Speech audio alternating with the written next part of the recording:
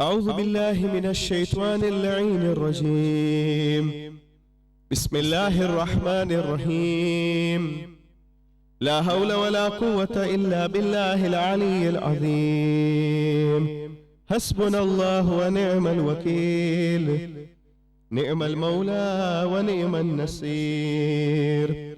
نحمده ونستعينه ونستغفره ونشكره ونصلي ونسلم على حبيب إله العالمين، حافظ سره ومبلغ رسالته، الرسول المسدد المصطفى الأمجد المحمود الأحمد أبي القاسم محمد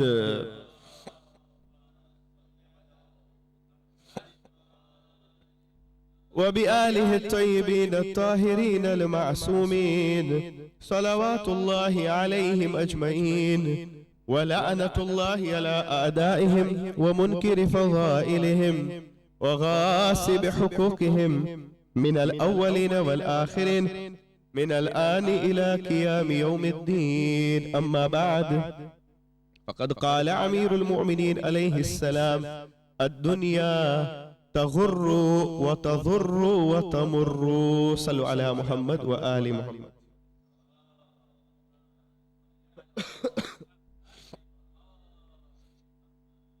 Imam Ali alayhi salam in Nahj al-Balagha, he says much about this world, to that extent that he also said that this world, dunya, is named dunya because لِأَنَّهَا أَدْنَى مِنْ كُلِّ شَيْءٍ.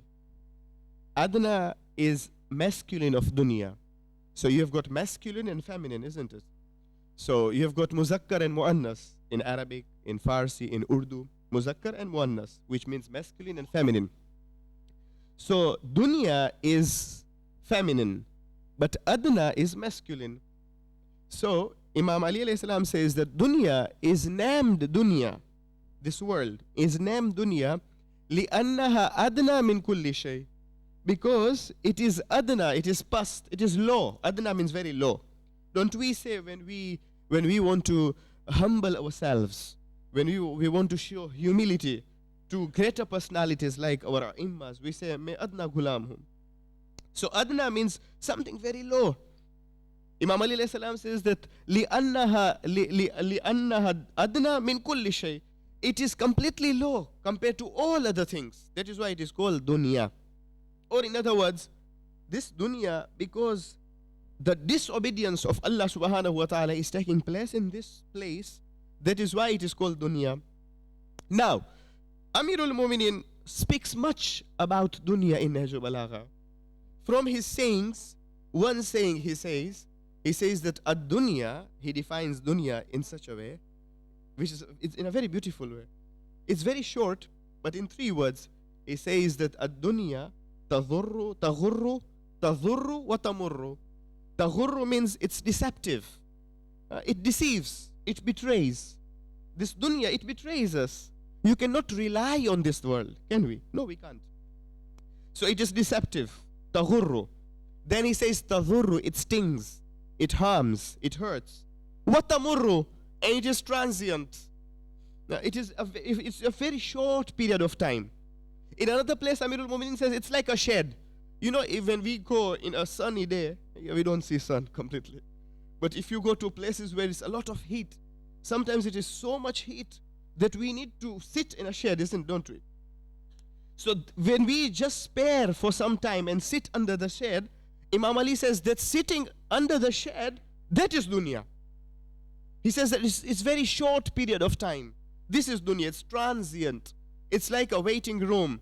It's like a transit lounge. It's a transient place.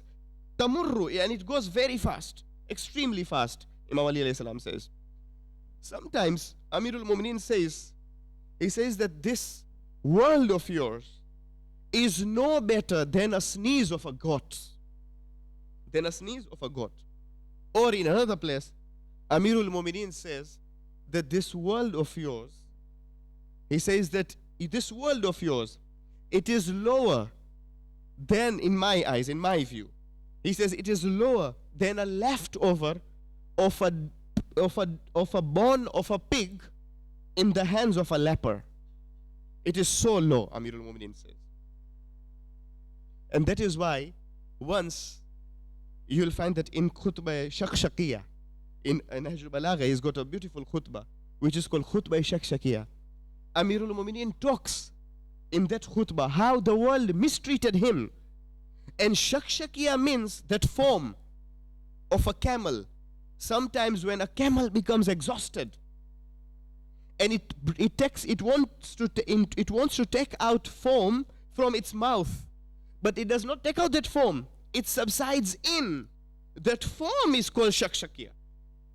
An exhausted camel. That foam is called Shakshakiyah.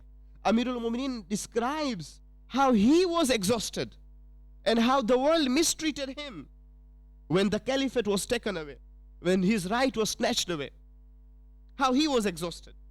So he explains dunya also in that khutbah Shakshakiyah. It is also said that once Amirul Mu'minin was busy in his farm. He says in Nahjul Balagha that I did not have any asset in this world, in this dunya.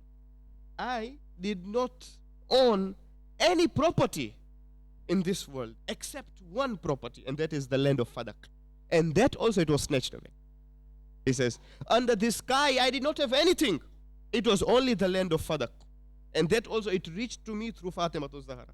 And Fatima alayha salam got through her father. And that was a personal property of Rasulullah. And Rasulullah gave to his daughter.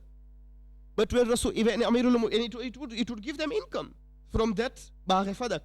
Amirul Mu'minin was busy working hard in that Bagh Fadak, in that farm of Fadak. And a beautiful woman appeared in front of him.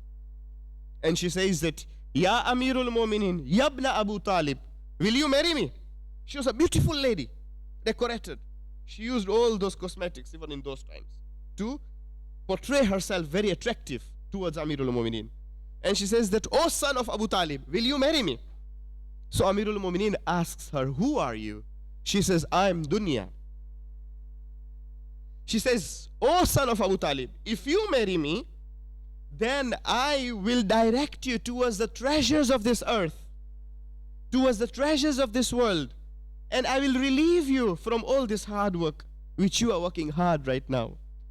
Amirul Mu'minin said that, oh Dunya, go to somebody else and trap somebody else. Do not trap me. I cannot fall into your trap. Because she says that whenever I get married to any person, I give talaq daily. This is world. You cannot rely on me. That woman, she said. Amirul Mu'minin said that indeed, I have given 3 talaq to this world, Amirul Mu'minin says. And go and trap somebody else, but do not trap me, O dunya. And then Amirul Mu'minin says this couplet. He says that indeed, that one is in loss who falls in the trap of dunya. Who falls in the trap of dunya, that one is in loss. Ek durud bheje Muhammad aur aale Muhammad par.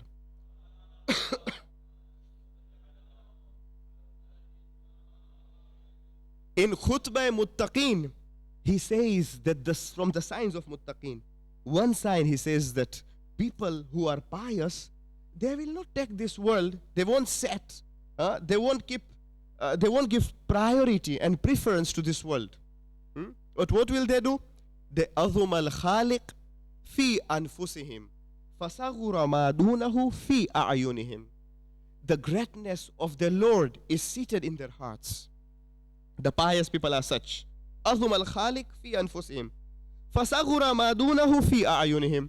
Then all other things, it becomes very low in their eyes. فَصَغُرَ مَا دُونَهُ فِي أَعْيُنِ. In their eyes. Everything is low.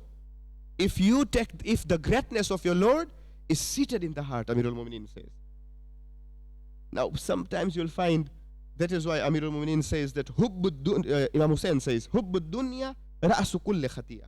Love of this world is the root of all the vices. All the vices.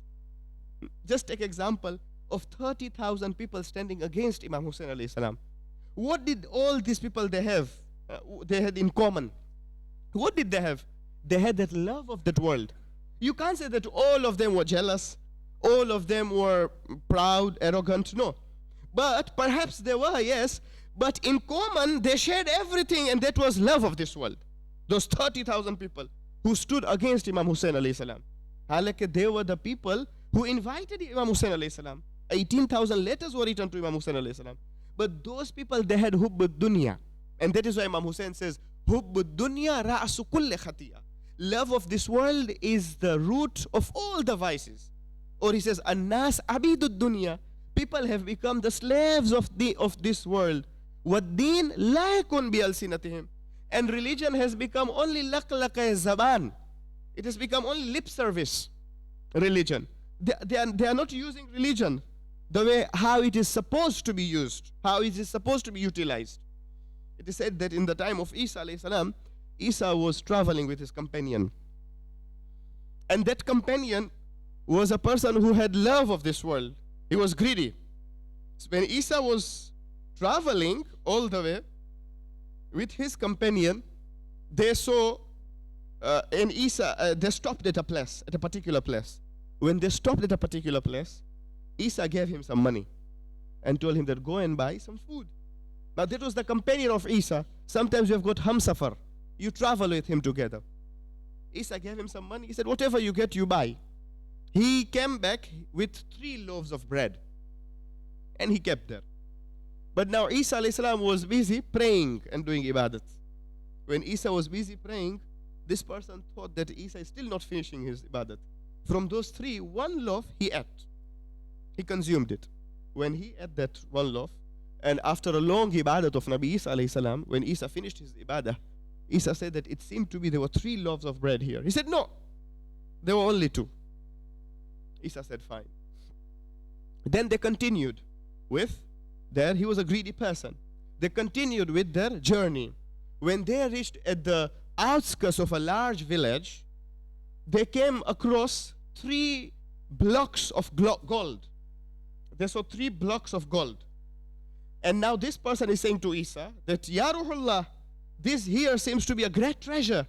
There were 3 blocks of gold. Isa says, yes. Isa replies that 1 is for me, for myself, 1 is yours, and the 3rd block of gold will go to that person who ate the 3rd loaf of bread. So he says that I ate. At that time he confessed. He said, I'm the one who ate the 3rd loaf of bread. Isa alayhi salam said, all these 3 blocks of gold are yours. Real gold. Take it. I don't want it. Isa gave to him. And Isa separated from him at that time, and he continued to his journey. Now this person, who was a greedy person, he was sitting with 3 blocks of gold and thinking, how will I use them? What will I do with this gold? Still thinking.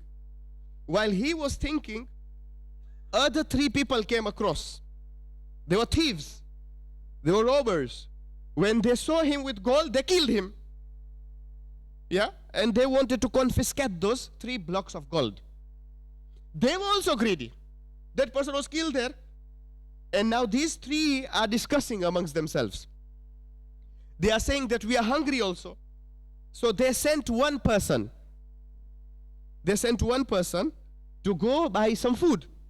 That one person went to buy food in the town, at the city center. He went. Those 2 who were seated there with gold, with blocks of gold, they were deciding now. They were planning. They were saying that when he comes, we will kill him. Because if he's still alive, we'll have to give him his share. We will kill him. While that person who went to buy food, he was also planning against them.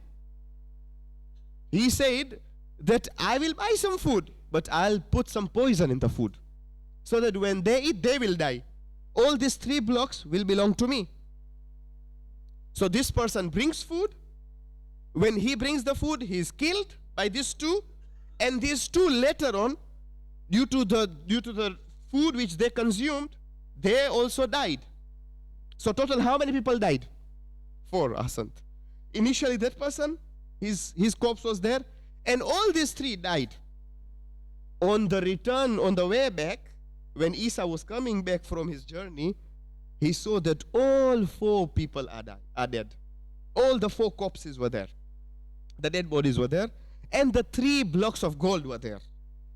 So Isa said this, he uttered this sentence. Isa said that تفعل هكذا تفعل الدنيا بأهلها. هكذا تفعل الدنيا بأهلها.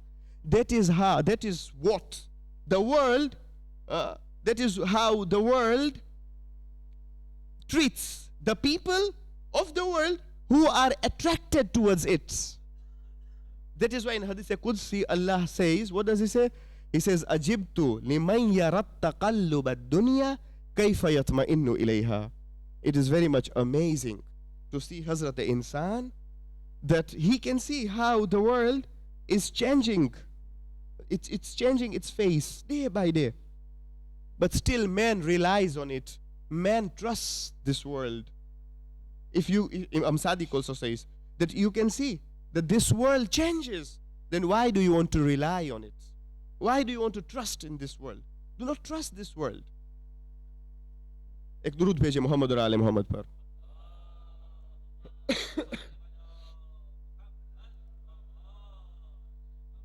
کہتے ہیں کہ رسول اللہ کے زمانے میں رسول گزرتے تھے ایک جگہ پہ. جب وہ گزرتے تھے تو کچھ لوگ اکٹھے ہو گئے تھے اور ایک شخص جن کا دماغ صحیح نہیں تھا, مریض تھا, مینٹل ڈسٹرب جسے ہم کہتے ہیں, اور سب تماشا دیکھنے لگے. کبھی کبھار آپ دیکھتے ہیں کہ جو مینٹل ڈسٹربڈ ہوتے ہیں وہ عجیب عجیب چیزیں کرتے ہیں, انجام دیتے ہیں. تو سب اکٹھے ہو گئے تھے. تو حضور نے پوچھا کیا ہے یہاں پہ؟ تو کسی نے کہا یا رسول اللہ یہ پاگل ہے. تو حضور نے فرمایا یہ پاگل نہیں ہے, یہ تو مریض ہے. He is afflicted. مریض ہے یہ. پاگل انسان وہ ہے جو دنیا کو ترجیح دے آخرت سے, وہ انسان پاگل ہے. اور قرآن اوپنلی کہتا ہے بل تعثرون الحیات الدنیا والآخرت خیر وابقا. تم دنیا کو ترجیح دیتے ہو, پرائیورٹی دیتے ہو, پریفرنس دیتے ہو, پریفر کرتے ہو. والآخرت خیر وابقا, آخرت تو خیر ہے, اچھا ہے اور ہمیشہ کے لیے ہے. ابقا ہے, باقی رہنے والی چیز ہے. آخرت ہمیشہ کے لیے ہے. رسول اللہ کے زمانے میں ایک شخص تھا جس کا نام تھا سعد. وہ اصحاب صفہ کا رہنے والا تھا. سب فقیر تھے. اصحاب صفہ میں رہنے والے آپ جانتے, سب فقیر تھے. ان کے پاس پیسہ نہیں تھا اور بہت نمازی بھی تھا سعد. جب بھی بلال اذان دیا کرتے تھے فوراً وہ نماز میں پہنچ جاتے تھے. فوراً. سعد رسول کے صحابی تھے, اصحاب صفہ کے رہنے والے تھے. تو ایک مرتبہ رسول اللہ ان کو ہمیشہ مسجد میں دیکھا کرتے تھے کہ وہ بہت گڑ گڑا کے دعا کرتے تھے. سعد اس طریقے سے دعا کرتے تھے. اب رسول جو ہے علم غیب رکھنے والے رسول تھے, ان کو پتا تھا کہ ان کی دعا کیا ہے, ان کی مراد کیا ہے, یہ کیا مانگتے ہیں. رسول بہت رنجیدہ ہوتے تھے جب ان کو دیکھتے تھے نا, غم ہوتا تھا. کبھی کبھار ہم بھی سوچتے پتہ ہے کہ, تو رسول نے اپنے دل میں یہ بات کرتے تھے کہ کاش ان کی دعا قبول ہو جائے. تو خداوند کریم نے وحی کی رسول سے, یا رسول اللہ آپ رنجیدہ ہے, غمگین ہے, آپ چاہتے ہیں کہ ان کی دعا قبول ہو جائے. تو حضور نے کہا میں چاہتا ہوں کہ ان کی دعا قبول ہو جائے. تو حضور کے پاس جبرائیل امین آئے. جبرائیل امین نے رسول اللہ کو 2 درہم دیا. 2 درہم. پھر جبرائیل امین کہتے ہیں رسول اللہ سے کہ یا رسول اللہ یہ 2 درہم آپ سعد کو دے دیجئے اور سعد سے کہہ دیجئے کہ سعد ایک بزنس شروع کرے 2 درہم سے. کبھی کبھار 2 درہم, لیکن وہ اللہ کی طرف سے تھا اور جبرائیل امین لائے تھے, بابرکت تھے وہ پیسے. سعد کو دے دیجئے, وہ اپنا بزنس کھولے, یہ ان کے لیے کیپٹل. تو جب سعد سے ملاقات ہوتی ہے تو حضور پوچھتے ہیں سعد سے آیا تمہیں بزنس کھولنا ہے؟ تو اس نے کہا کہ یا رسول اللہ مجھے تو کچھ کام کرنا ہے, میری دعا یہ ہے, میری حاجت یہ ہے, لیکن پیسہ نہیں ہے میرے پاس. تو حضور نے کہا یہ 2 درہم لو, اس 2 درہم سے تم تجارت شروع کرو. تو سعد نے مسجد النبوی کے پاس باہر ہی اس نے چھوٹی سی کینٹین کھولی جو بھی آپ کہے کینٹین یا ٹک شاپ پتہ نہیں کیا کہتے ہیں, جو بھی چھوٹی سی دکان جو بھی ہو, اس نے کھولنا شروع کیا اور اس نے وہاں پہ کموڈیٹیز بھرا, مال بھرا اور اس نے کام کرنا شروع کیا. اب حالت یہ ہوئی ان کی کہ یہی سعد جو پہلے ہر روز نماز میں آتا تھا, بلال اذان دیتے تھے سعد پہنچ جاتے تھے, یہی سعد اتنا مصروف ہو گیا کہ اب نماز میں نہیں دکھتا اور بہت زیادہ جو ہے کسٹمرز اکٹھے ہو گئے, مشتری بہت زیادہ ہو گئے اور سعد مصروف ہو گیا. تو رسول اللہ نکلتے نکلتے رسول اللہ نے فقط کومنٹ کیا, ریمارک کیا اور کہنے لگے کہ اے سعد, دنیا نے تمہیں مشغول کر دیا ہے, تم بیزی ہو گئے ہو. تو انہوں نے جواب میں یہ کہا کہ یا رسول اللہ میں کیا کروں. اب کبھی کبھار انسان جواب دیتا ہے کہ رسول کو دکھ ہوا. ایک جملہ اس نے کہا, میں کیا کروں, آپ دیکھتے ہیں یہ شخص جو کھڑا ہے اس سے مجھے پیسہ لینا ہے کیونکہ اس نے مجھ سے کچھ چیزیں خریدی ہے, اور یہ شخص بھی یہاں پہ کھڑا ہوا ہے, اس کو مجھے پیسہ دینا ہے کیونکہ وہ ڈیلیوری لے کر آیا ہے, مال لے کر آیا ہے. میں کیا کروں, یہ سارا کام میں چھوڑ دوں, بزنس چھوڑ دوں تاکہ میں ہلاک ہو جاؤں, میں پیرش ہو جاؤں. غصے سے اس نے رسول سے یہ مخاطب ہو کر کہنے لگا. حضور کو دکھ ہوا. حضور جب چلے گئے تو جبرائیل امین آئے اور جبرائیل امین نے ایک میسج دیا رسول کہ یا رسول اللہ آپ ہمیں بتائیں کون سی حالت آپ کو پسند ہے سعد کے لیے, کون سی حالت, پہلی حالت یا یہ دوسری حالت. تو حضور نے فرمایا پہلی حالت بہتر ہے کیونکہ یہ دوسری حالت ان کی آخرت تباہ ہو گئی. تو جبرائیل امین نے کہا کہ دنیا اور مال یہ امتحان کا ایک ذریعہ ہے, خداوند کریم لوگوں کو آزماتا ہے مال کے ذریعے, ان کو بھی آزمایا جاتا ہے مال کے ذریعے. اگر آپ کو غم ہوا اور آپ بھی اب دوبارہ رنجیدہ ہوئے تو آپ ان سے کہیں کہ وہ 2 درہم دوبارہ آپ کو دے. اس نے واپس پھر نہیں دیا رسول کو. یہی تو مشکل ہے نا, جب پیسہ بڑھ جاتا ہے تو دل چھوٹا ہو جاتا ہے. وہ 2 درہم بھی واپس اس نے نہیں دیا رسول کو. تو آپ ان سے کہہ دے کہ وہ 2 درہم دوبارہ دے آپ کو. تو رسول اللہ نے کہا سعد سے کہ سعد وہ 2 درہم مجھے دو واپس جو میں نے تمہیں دیا, آئے وہ بھی نہیں دو گے مجھے. تو اس نے کہا کہ 2 درہم کیا چیز ہے, اگر آپ چاہے تو میں آپ کو 200 درہم دوں. حضور نے فرمایا نہیں, مجھے فقط 2 درہم دو. حضور نے لے لیا وہ 2 درہم. تاریخ یہ بتاتی ہے کہ جو اس نے 2 درہم دے دیا, دھیرے دھیرے دھیرے دھیرے رفتہ رفتہ اس کی حالت وہی لوٹ آئی, دوبارہ وہ فقیر ہوا. لہذا پتہ یہ چلا کہ کبھی کبھار خداوند کریم بہتر جانتا ہے ہماری حالت اگر چھوٹی وہ بہتر ہے ہمارے لیے, کیونکہ یہ دنیا کا مال اور مال, یہ دنیا ہمیں مشغول کر لیتی ہے, پھر ہم خدا کو بھول جاتے ہیں. اسی لیے ہم نہیں سمجھتے ہیں کیونکہ ہمارے ذہن جو ہے, ہماری اذہان جو ہے بہت محدود ہے, لیکن خدا ہمارے لیے سمجھتا ہے, بہتر جانتا ہے. اسی لیے قرآن کہتا ہے المال والبنون زینت الحیات الدنیا والباقیات الصالحات. مال اور اولاد یہ فقط دنیا کی زینت ہے, جو باقی رہنے والی ہے وہ عمل صالح ہے, وہ عمل ہے. لیکن یہی دنیا اگر مانے بنے عمل انجام دینے کے لیے, پھر کیا فائدہ ہے اس مال کا؟ آپ مجھے یقین سے بتائیں, ایمان سے بتائیں. اگر وہ مال ہی مانے بنے عمل انجام دینے کے لیے, تو پھر اس مال کا کیا فائدہ؟ محترم سامعین, دنیا نے کسی کے ساتھ وفا نہیں کی, دنیا نے کسی کے ساتھ وفا نہیں کی, حتی رسول اللہ سے بھی وفا نہیں کی, ائمہ اطہار سے بھی وفا نہیں کی. دنیا نے کسی سے وفا نہیں کی, ہمارے ساتھ بھی وفا نہیں کرے گی. اور ہم جو سنتے ہیں ہے نا کہ موت کسی کی ہوئی, ہم یہ سنتے آ رہے ہیں کسی کی موت ایسی ہوئی کہ بس اچانک ان کا انتقال ہوا. کبھی کبھار آپ کو فقط ٹیلی فون آتا ہے کسی کا انتقال ہوا, اور کسی کے بارے میں ہم سنتے کہ وہ تو بستر پہ ہے, جو مریض ہے وہ رہتا ہے سالوں سے, صدیوں سے, اور سالوں سے رہتا ہے, اور جس کو کچھ نہیں تھا سوتے سوتے ان کا انتقال ہوا. چھٹے امام فرماتے اگر مومن اور مومنہ ہے ہر 2 کے لیے وہ خوش نصیب ہے. جو اچانک مرا اس کو جو ہے وہ ساری مشکلات سے بچا, اور جو بستر پہ مریضی کے بستر پہ بیٹھا رہا وہ اپنے گناہ کو دھوتا ہے. محترم سامعین، موت آنے والی ہے، ایک طبیعی چیز ہے. کل نفس ذائقۃ الموت. اور بس انسان ترجیح نہ دے دنیا کو. اور یہ سب ہمارے لیے عبرت ہے. ایسی موت ہم ہر قسم کی موت ہم دیکھتے آ رہے ہیں، ہے کہ نہیں؟ اس لیے جو بلاغ میں مولا متقیان فرماتے ہیں کہ عبرت بہت زیادہ ہے، عبرت لینے والے کم ہیں. ہر قسم کی موت ہم دیکھتے ہیں، ہے نا؟ کبھی کبھار اچانک والی موت دیکھتے ہیں، کبھی کبھار دوسرے قسم کی موت ہم دیکھتے ہیں. سب ہمارے لیے عبرت ہے. بس یہ فقط درس ہے ہمارے لیے کہ دنیا نے کسی کے ساتھ وفا نہیں کی، ورنہ محمد اور آل محمد نے کیا کچھ نہیں کیا دنیا کے لیے، دنیا والوں کے لیے. لیکن دنیا والوں نے کیسا سلوک کیا محمد اور آل محمد پر؟ کس طریقے سے سلوک کیا؟ آپ مجھے بتائیں. رسول کے نواسے کو شہید کیا، تپتی ہوئی زمین پہ، گرم ریت پہ ان کے سر کو تن سے جدا کیا گیا. یہ حالت ہوئی.